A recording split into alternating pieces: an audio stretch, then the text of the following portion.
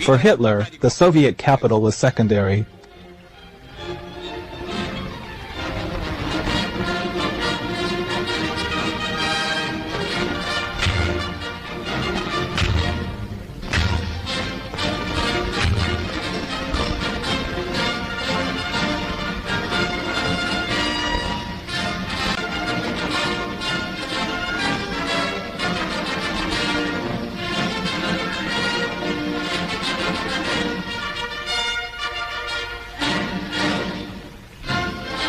And he believed the only way to bring the Soviet Union to its knees was to defeat it economically. He felt this could be accomplished by seizing the economic resources of Ukraine east of Kiev. When Walter von Brauchitsch, commander-in-chief of the army, supported a direct thrust to Moscow, he was told that only ossified brains could think of such an idea.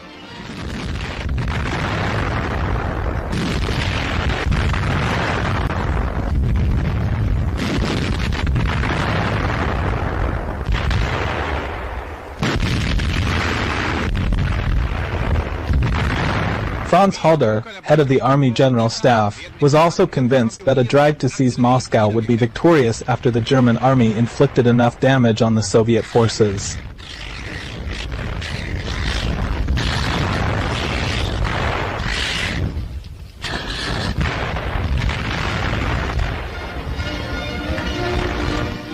This view was shared by most within the German High Command. But Hitler overruled his generals in favor of pocketing the Soviet forces around Kiev in the south.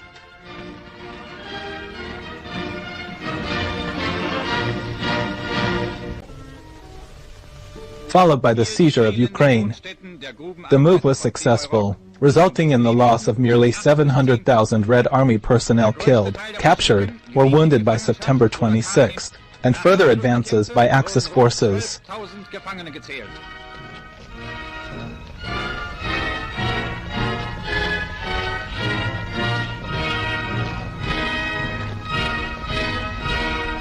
With the end of summer, Hitler redirected his attention to Moscow and assigned Army Group Center to this task. The forces committed to Operation Typhoon included 3 infantry armies supported by 3 panzer groups and by the Luftwaffe's Luftflotte II. Up to 2 million German troops were committed to the operation, along with 1,000 to 2,470 tanks and assault guns and 14,000 guns.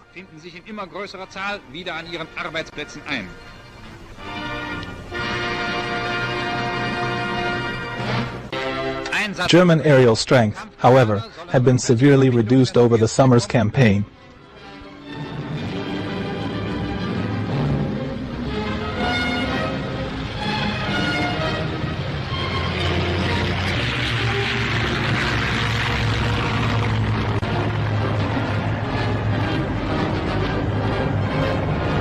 Luftflotte II had only 549 serviceable machines.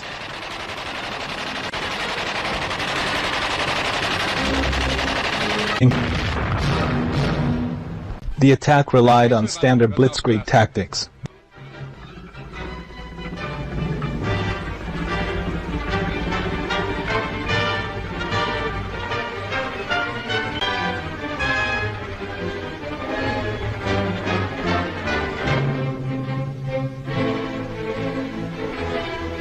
Using panzer groups rushing deep into Soviet formations and executing double pincer movements, pocketing Red Army divisions and destroying them.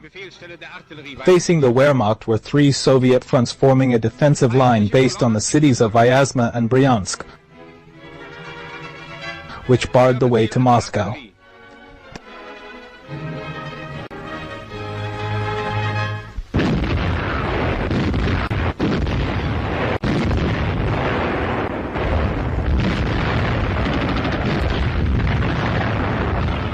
The armies comprising these fronts had also been involved in heavy fighting.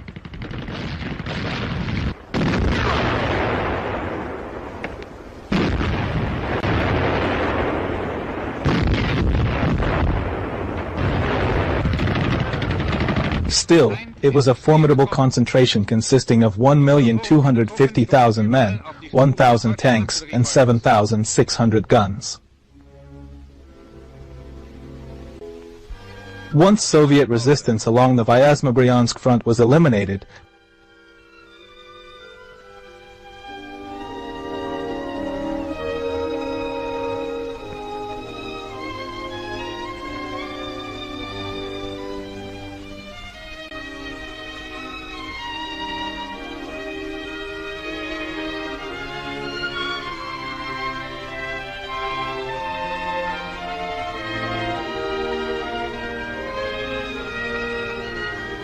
German forces were to press east.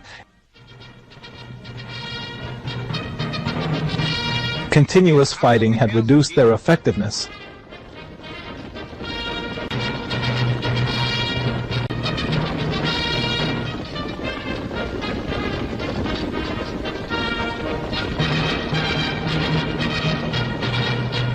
And logistical difficulties became more acute. General Heinz Guderian, commander of the 2nd Panzer Army, wrote that some of his destroyed tanks had not been replaced.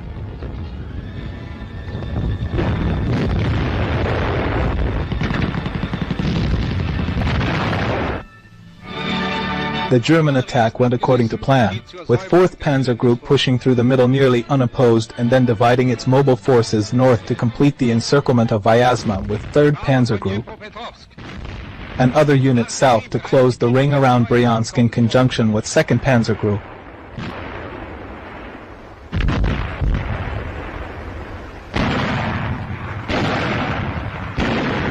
The Soviet defenses, still under construction,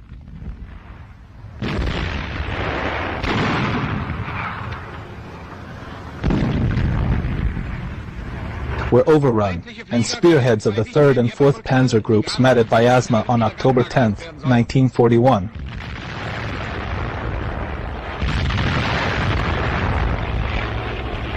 The Soviet Air Force had suffered appalling losses of some 7,500 to 21,200 aircraft.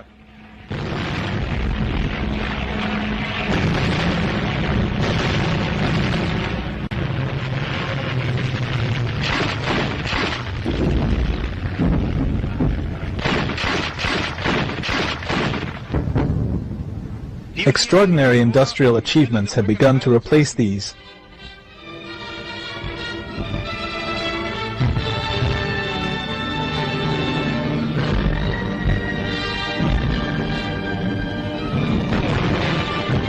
And at the outset of Typhoon, the VVS could muster 936 aircraft.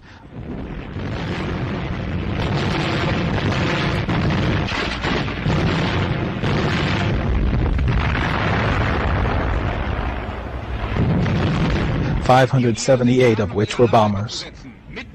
For Soviet armies, the 16th, 19th, 20th, 24th and part of the 32nd were encircled in a large pocket just west of the city.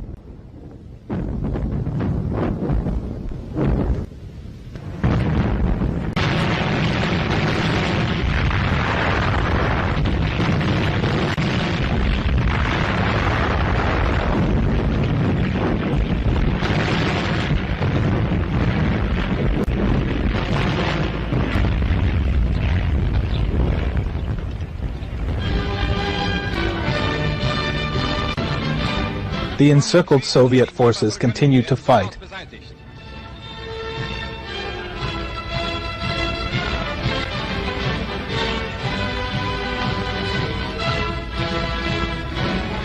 And the Wehrmacht had to employ 28 divisions to eliminate them.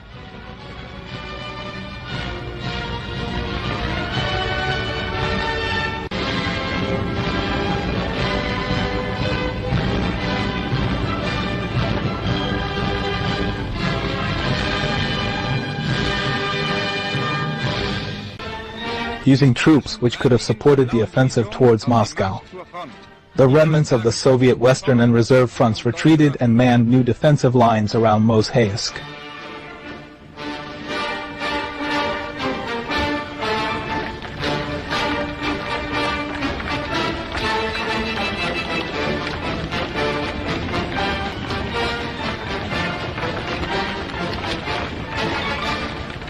Although losses were high, some of the encircled units escaped in small groups, ranging in size from platoons to full rifle divisions.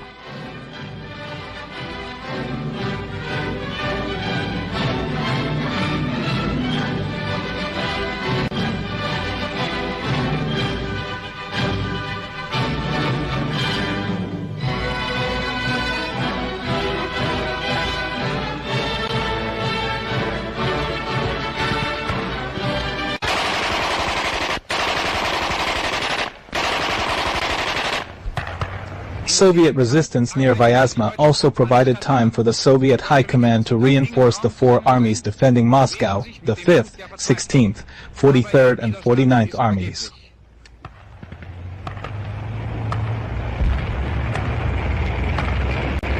Three rifle and 2 tank divisions were transferred from East Siberia with more to follow. The weather began to change, hampering both sides. German armored groups were greatly slowed,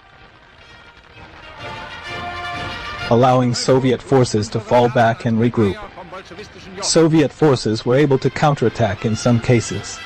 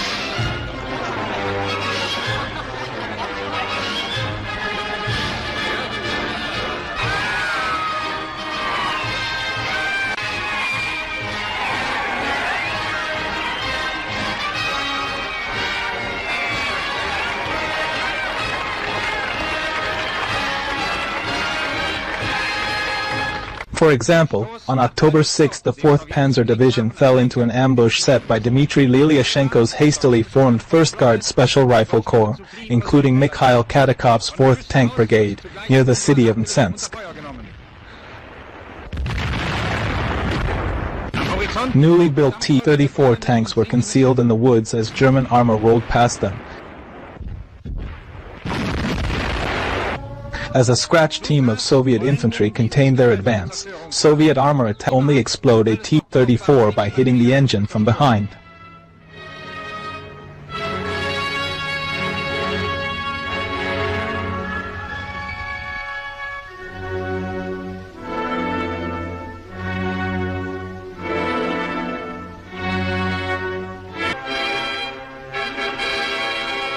Also noted in his memoirs that the Russians already learned a few things.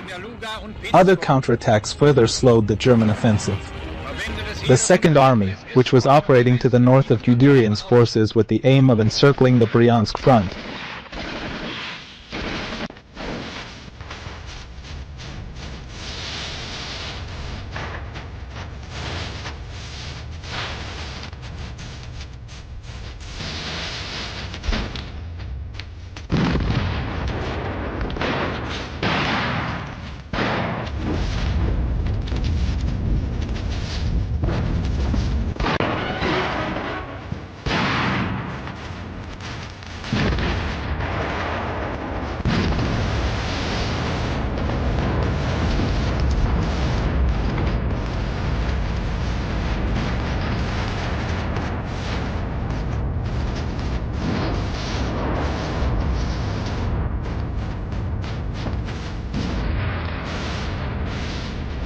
"673,000 soldiers have been captured by the Wehrmacht in both the Vyazma and Bryansk pockets.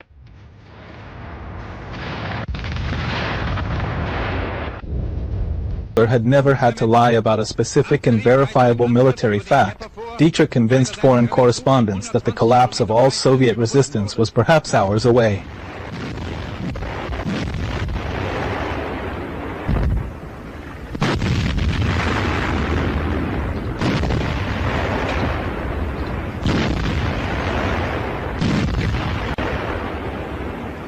German civilian morale, low since the start of Barbarossa, significantly improved.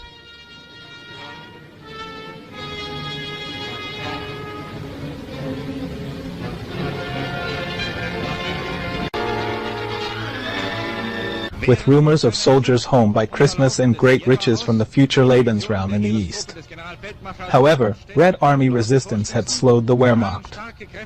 When the Germans arrived within sight of the Mozhaevsk line west of Moscow on October 10th, they encountered another defensive barrier manned by new Soviet forces. That same day, Georgy Zhukov, who had been recalled from the Leningrad front on October 6th, took charge of Moscow's defense and the combined Western and Reserve fronts, with Colonel General Ivan Konyev as his deputy. On October 12th, Zhukov ordered the concentration of all available forces on a strengthened Mozhaevsk line,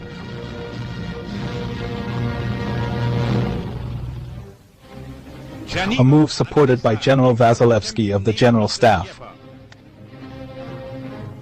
On October 15th, Stalin ordered the evacuation of the Communist Party.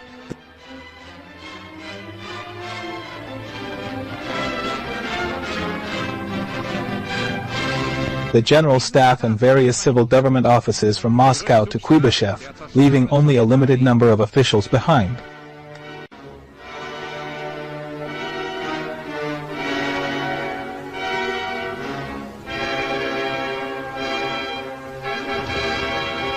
The evacuation caused panic among Muscovites.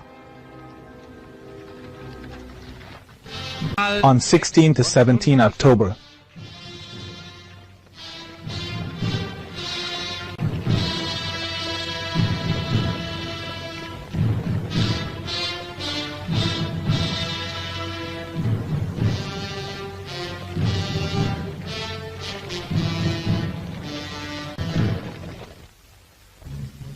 much of the civilian population tried to flee, mobbing the available trains and jamming the roads from the city.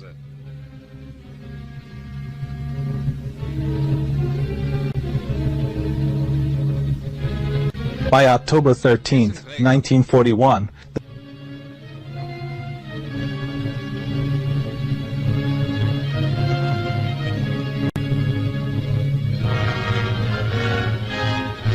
the Wehrmacht had reached the Mozhaevsk defense line.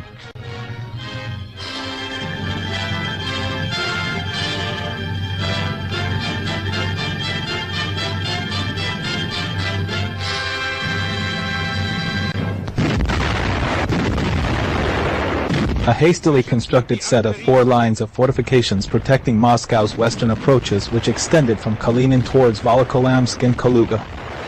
Despite recent reinforcements, only around 90,000 Soviet soldiers manned this line. Far too few to stem the German advance.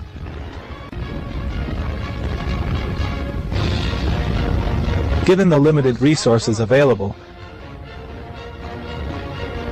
Zhukov decided to concentrate his forces at 4 critical points. The 16th Army under Lieutenant General Konstantin Rokossovsky guarded Volokholamsk.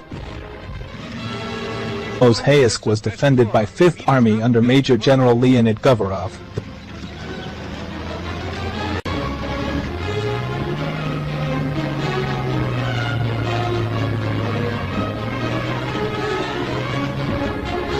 The 43rd Army of Major General Konstantin Golyabev defended Maloyoroslavets.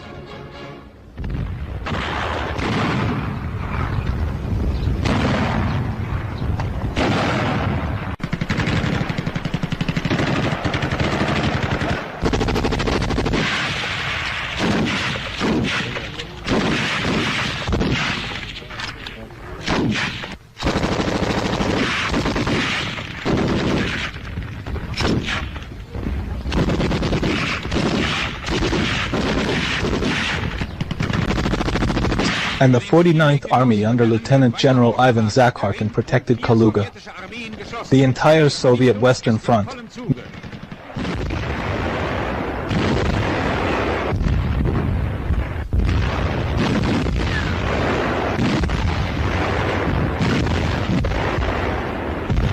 nearly destroyed after its encirclement near Vyazma, was being recreated almost from scratch. Moscow itself was also hastily fortified.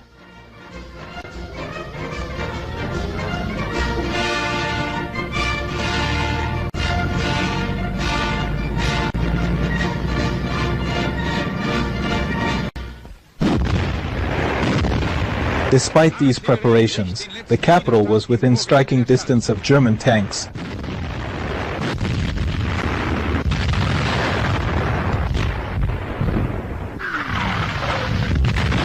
With the Luftwaffe mounting large-scale air raids on the city.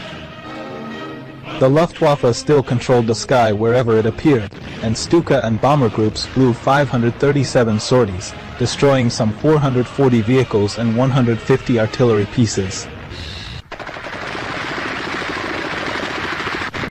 On October 13, 1941, the Wehrmacht resumed its offensive.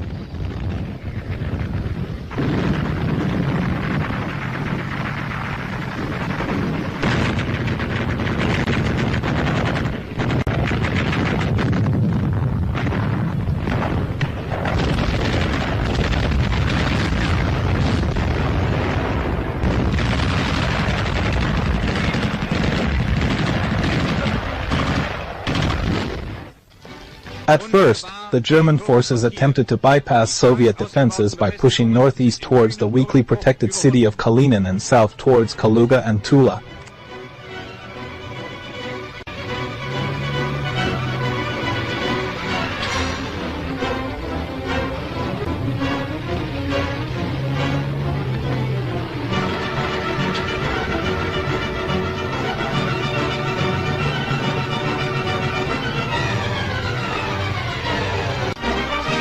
Capturing all except Tula by October 14. Encouraged by these initial successes, the Germans launched a frontal assault against the fortified line.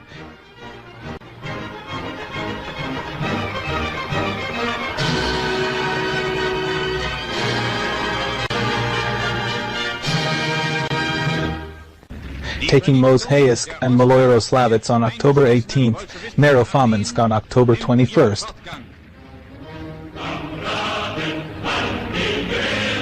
And Volokholamsk on October 27 after intense fighting. Because of the increasing danger of flanking attacks, Zhukov was forced to fall back.